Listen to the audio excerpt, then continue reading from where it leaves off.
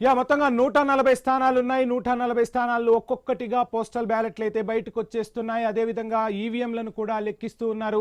So స్పష్టమైన ఆధిక్యం దిశగా కొన్ని పార్టీలు అయితే వెళుతున్నాయి. అంటే కొన్ని పార్టీలకు కొన్ని ప్రాంతాలలో పట్టుంటుంది. అక్కడ ఖచ్చితంగా ఎక్కువ సీట్లు గెలుచుకునేందుకు ఈసారి ప్రతి ఒక్కరూ కూడా పావులు కదిపారు. ఇక టీఎంసీ అయితే 16 స్థానాల్లో ఇప్పుడు ప్రస్తుతానికి ఆధిక్యం ఉన్నట్టుగా తెలుస్తుంది. మొత్తంగా 294 స్థానాలకు ఎన్నిక జరిగింది. 2 విడతల్లో ఎన్నిక జరిగింది. భారతీయ జనతా పార్టీ 43 స్థానాలను గెలుచుకుంటూ ముందుకు వెళుతోంది. ఇక హోరాహోరీ పోరు అనుకున్న చోట కూడా భారతీయ జనతా పార్టీ స్పష్టమైన ఆధిక్యంతో ముందుకు సాగుతోంది. కాంగ్రెస్ మాత్రం కేవలం 2 స్థానాల్లోనే ఆధిక్యం దిశగా కొనసాగుతోంది. ఇక అస్సాంకి వెళ్తున్నాం. అస్సాంలో మొత్తం 126 స్థానాలుంటే అక్కడ 8 స్థానాలు అటు కాంగ్రెస్ గెలుచుకుంటే ఇటు 37 స్థానాలకు పైగా భారతీయ జనతా పార్టీ పూర్తి ఆధిక్యం దిశగా కొనసాగుతుంది. ఇక పాండిచ్చేరి చూద్దాం. పాండిచ్చేరి చూస్తే భారతీయ జనతా పార్టీ ఒక స్థానంలో తన ఆధిక్యాన్ని కనబరుస్తోంది. ఇక పశ్చిమ బెంగాల్ ఎన్నిక అనగానే సువేందు అధికారి మమతా బెనర్జీ మధ్య టఫ్ ఫైట్ ఉంటుందని అందరూ ఊహించినట్టుగానే ఆ విధంగానే ఫైట్ అయితే కొనసాగుతుంది. ప్రస్తుతానికి సువేందు అధికారి ఆధిక్యం దిశగా కొనసాగుతున్నారు. పెరంబూరులో టీవీకే అధినేత విజయ్ ముందంజలో ఉంటే మరొక చోట కాస్త వెనకంజలో ఉన్నట్టుగా తెలుస్తుంది. పళనిస్వామి ఎడప్పడిలో తన ఆధిక్యాన్ని అయితే ప్రస్తుతానికి కొనసాగిస్తూ ఉన్నారు. ఆధిక్యం దిశగానే వెళుతూ ఉన్న పరిస్థితి. ఇక మనం స్క్రీన్ పై చూస్తున్నాం. డిఎంకే 13 స్థానాల్లో ఆధిక్యంలో కొనసాగుతుంటే ఏఐడిఎంకే 7 స్థానాల్లో, టీవీకే 6 స్థానాల్లో అక్కడ ఆధిక్యం దిశగా కొనసాగుతోంది. ఇక పశ్చిమ బెంగాల్లో భారతీయ జనతా పార్టీ 43 స్థానాలు, తృణమూల్ కాంగ్రెస్ 17 స్థానాలు, కాంగ్రెస్ 2 స్థానాల్లో ఆధిక్యం దిశగా కొనసాగుతున్నాయి. మరి కాసేపట్లోనే మనకు ఒక ట్రెండ్స్ అనేది క్లియర్గా మనకు తెలిసే అవకాశం అయితే కనిపిస్తూ ఉంటుంది. అక్కడ ఎల్డీఎఫ్ 9 స్థానాలు, యూడీఎఫ్ 21 స్థానాల్లో ఆధిక్యం కొనసాగుతోంది. ఇక తమిళనాడు పోలింగ్ ఓట్ల లెక్కింపుకు సంబంధించి ఫుల్ డీటెయిల్స్ మా ప్రతినిధి గోపీనాథ్ అందిస్తారు. గోపీనాథ్, మొత్తంగా చూస్తున్నాం. సో అందరూ ఊహించినట్టుగానే మరొకసారి పట్టు నిలుపుకుంటూ ముందుకు సాగుతున్నారు స్టాలిన్. సో అదేవిధంగా ఇక్కడ ఏఐడిఎంకే, టీవీకే సెకండ్ ప్లేస్ కోసం హోరాహోరీగా ఫైట్ చేస్తున్నట్టుగా కూడా కనిపిస్తోంది. సో ఎలా చూడాలి? కాసేపటి తర్వాత ఏమైనా ఈ ట్రెండ్స్ మారే అవకాశాలు ఉన్నాయా? ఏంటి అప్డేట్స్? వంశీ, మొత్తం మీద అంటే ఇవాళ ఓట్ల ఫలితాలు కాబట్టి కాసేపటి క్రితమే అంటే 8 గంటల నుంచి కూడా ఈ ఓట్ల ఫలితాలు అనేది తమిళనాడు రాష్ట్ర వ్యాప్తంగా కూడా మొత్తం 234 నియోజకవర్గాల్లో ఈ రకంగా అంటే ఇప్పటికే కూడా కొనసాగుతుంది. నియోజకవర్గాలకు సంబంధించి మొత్తం 60కి పైగా కేంద్రాల్లో ఈ ఓట్ల లెక్కింపు అనేది జరుగుతుంది. అయితే ఇందులో మీరన్నట్టుగా చాలా అంటే అందరూ కూడా అంచనాలు వేసుకుంటున్నారు. హంగ్ ఏర్పడుతుందని ఇట్లా రకరకాలుగా అంచనాలు వేసుకుంటున్న నేపథ్యంలో కాదు ఎట్టి పరిస్థితుల్లో కూడా మరోసారి మేము అధికార పార్టీని కైవసం చేసుకుంటామంటూ కూడా స్టాలిన్ సంబంధించి డిఎంకే వర్గం ఇప్పటికే కూడా పెద్ద ఎత్తున సంబరాలు చేసుకోవడానికి సిద్ధమవుతున్నారు. అయితే ఇప్పుడే 8 గంటల నుంచి ప్రారంభమైంది కాబట్టి ప్రస్తుతానికి అంటే పోస్టల్ బ్యాలెట్ ద్వారా వచ్చినటువంటి ఓట్లనే ప్రస్తుతానికి అంటే లెక్కిస్తున్నారు. అయితే మరి కాసేపట్లో అంటే ఆల్రెడీ మొదటి 30 నిమిషాలు మాత్రం ఈ పోస్టల్ బ్యాలెట్ ద్వారా వచ్చిన ఓట్లను లెక్కిస్తారు. దాని తర్వాత ఇప్పుడు ఆల్రెడీ ఈవీఎంస్ ద్వారా వచ్చేటువంటి ఓట్లని ప్రారంభమైంది. ప్రస్తుతానికి మనం చూస్తే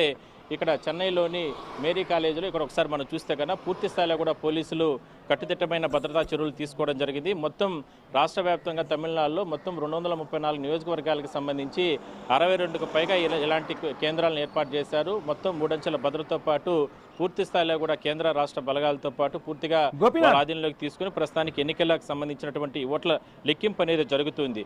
సో మీరు అన్నట్టుగా మరి కాసేపట్లో మరో గంట లోపల అంటే ఎవరు అంచనాలు ఏంటి అనే దానిపైన ఒక క్లారిటీ వచ్చే అవకాశం అయితే ప్రస్తుతానికి మాత్రం పోస్టల్ లెక్కింపులో అంటే డిఎంకే పార్టీకి సంబంధించే ఎక్కువగా స్థానాలు ముందుకెళ్తున్నాయి. ఇక మిగిలినటువంటి స్థానాలకు సంబంధించి అన్నా డిఎంకే కావచ్చు, దాని తర్వాత టీవీకే పార్టీ. అయితే ఇక్కడ టీవీకే పార్టీ చాలా ఎన్ని సీట్లు వచ్చినా కూడా సరే టీవీకే పార్టీ చాలా కీలకంగా ఉండే అవకాశం అయితే ఉంది. మొత్తం మీద మాత్రం చాలా ఉత్కంఠ అయితే కొనసాగుతుంది తమిళనాడు రాష్ట్ర వ్యాప్తంగా కూడా. ఏ పోలింగ్ కేంద్రాల వంశీ చెప్పండి.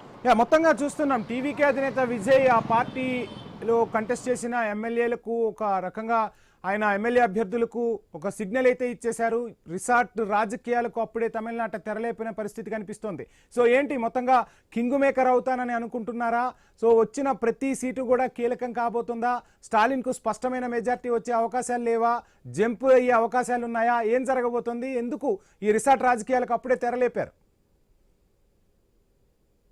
ఖచ్చితంగా. ఎందుకంటే ఉన్నటువంటి పరిస్థితులు, ఎందుకంటే మనం చూసాం పోలింగ్ రోజు దాదాపుగా 92-93% వరకు కూడా పోలింగ్ రావడం జరిగింది. అదే ఇప్పుడు ఈ అంచనాలను అంటే ఎక్కువగా తారుమారు చేస్తుంది. అందువల్లనే ఈ 3 పార్టీలకు సంబంధించి ఒకవేళ డిఎంకే పార్టీ అధికార పార్టీ ఒకవేళ గెలిచే అవకాశాలు ఉన్నా కూడా పూర్తి స్థాయిలో కూడా మెజారిటీ వచ్చే అవకాశం లేదనేది ఇప్పటికే కూడా సర్వేలు చెప్తున్నాయి. అదే స్థాయిలోనే అంటే ఎన్నికల నిపుణులు చెప్తున్నారు. అయితే ఇక్కడ అన్నా డిఎంకే కూటమితో వాళ్ళు ముందుకు ఈ ఎన్నికల్లో వచ్చారు కాబట్టి వాళ్ళ పరిస్థితి కూడా అలాంటి పరిస్థితి ఉంటుంది. చాలాంటి సీట్లే గెలుచుకునే అవకాశం అవుతుంది. కింగ్ మేకర్గా మాత్రం ఖచ్చితంగా టీవీకే పార్టీ అధినేత విజయ్ అది ఎన్ని సీట్లు వచ్చినా కూడా ఆయనే చాలా కీలకం కాబోతున్నారు. అందువల్లనే ఇక్కడ గెలిచినటువంటి ఎమ్మెల్యేలంతా కూడా రిసార్ట్స్కి తరలించే ప్రయత్నాలు అయితే చేస్తున్నారు. ఇక్కడ ఎమ్మెల్యేలుగా గెలిచిన తర్వాత ఎన్నికల అధికారుల దగ్గర నుంచి కూడా ధృవీకరణ పత్రం తీసుకున్న తర్వాత వెంటనే రిసార్ట్స్కి తరలించే విధంగా కూడా అన్ని ప్రాంతాల నుంచి కూడా ఏర్పాట్లు చేసుకుంటున్నారు. సో మొత్తం మీద ఒక ఛాలెంజ్గా తీసుకున్నారు టీవీకే పార్టీ అధినేత. నిన్నటి నుంచి కూడా ఆయన సొంత ఇంట్లో కావచ్చు, అదేవిధంగా ప్రధానమైనటువంటి పార్టీ కార్యాలయంలో ముఖ్యమైన నేతలతో ఎప్పటికప్పుడు మాట్లాడుతూ ఎట్టి పరిస్థితుల్లో కూడా ఈ అవకాశం వంశీ చెప్పండి. గోపినాథ్, ఇక్కడ 2 అంశాలు మనం చూస్తే అటు తమిళసై మైలాపూర్ నుంచి వెనకంజలో ఉంటాయి, ఇటు తిరుచి నుంచి టీవీకే పార్టీ అధినేత విజయ్ కూడా వెనకంజలో ఉన్న పరిస్థితి. సో ఏంటి, ఇవేమైనా ఫలితాలు మారే అవకాశాలు ఉన్నాయా, లేదంటే ఇదే ట్రెండ్ కొనసాగే అవకాశం ఉందా, ఏంటి, ఎలా చూడొచ్చు అంటారు? అంటే సహజంగా ఏరా అంటే ఇప్పుడు ఈ గంటను మనం అంటే పూర్తి స్థాయిలో కూడా పరిలోకి తీసుకోవాల్సిన అటువంటి పరిస్థితి లేదు. ఎందుకంటే మొదటి గంట అంతా కూడా కంప్లీట్గా ఏదైతే పోస్టల్ బ్యాలెట్స్ పైన ఆధారపడి ఉంటుంది. పోస్టల్ బ్యాలెట్ అనగానే ఉద్యోగులు ఇలాంటి అధికారులు వీళ్ళందరూ కూడా అధికార పార్టీకి సంబంధించి అంటే కొనసాగిస్తూ ఉంటారు కాబట్టి బహుశా ఎక్కువగా దానికి సంబంధించి పోస్టల్ బ్యాలెట్లు ఎక్కువగా అధికార పార్టీకి ఎక్కువగా వస్తూ ఉంటాయి. కాబట్టి అందువల్లనే ఈ అంచనాలన్నింటి కూడా ఒక గంటలో వస్తున్నటువంటి ఫలితాలను మనం ఎక్కడ కూడా అంటే నిర్ధారణ చేయలేం. బట్ 10 నుంచి 11 గంటలు మరో గంటలో వచ్చేటటువంటి ఫలితాలను బట్టి ఈ అంచనాలు అనేది చేయొచ్చు. కానీ ఏదైనప్పటికీ కూడా ఎట్టి పరిస్థితుల్లో మాత్రం మొదటి నుంచి ఏదైతే సర్వేలు కావచ్చు, నేషనల్ సర్వేలు కావచ్చు, లేదా జాతీయ అంటే అన్ని సర్వేలు కూడా టీవీకే పార్టీనే కింగ్ మేకర్ అవుతారు ఎట్టి పరిస్థితుల్లో కూడా అని పెద్ద ఎత్తున ప్రచారం జరుగుతున్నాం. ఆ పార్టీకి సంబంధించినటువంటి నేతలు కూడా ఎక్కడా కూడా మేము తగ్గకూడదు. ఎందుకంటే మీరు చెప్తున్నట్టుగానే ఆ విధంగానే ఐన్యూస్ స్క్రీన్ పై కూడా లెక్కలు మారుతున్నాయి. నెంబర్ గేమ్ లో టీవీకే పార్టీ దూసుకుపోతుంది. సో ఏఐడిఎంకే కన్నా కూడా ఎక్కువ సీట్లు గెలుస్తూ ముందుకు పోతున్న పరిస్థితి అయితే కనిపిస్తుంది. నెంబర్ గేమ్ లో నెంబర్స్ అయితే మారుతున్నాయి. చూద్దాం ఈ నెంబర్స్ ఎక్కడి వరకు మారుతాయి, ఏం జరగబోతుంది, నెంబర్ గేమ్ లో ఎవరు పై చేయి సాధిస్తారనేది. సో మరలా మనం మాట్లాడదాం గోపీనాథ్. ఇక భవానీపూర్ కు సంబంధించి మనకు ఒక బ్రేకింగ్ అయితే అందుతుంది. ఎలక్షన్ బ్రేకింగ్ మనం చూస్తున్నాం.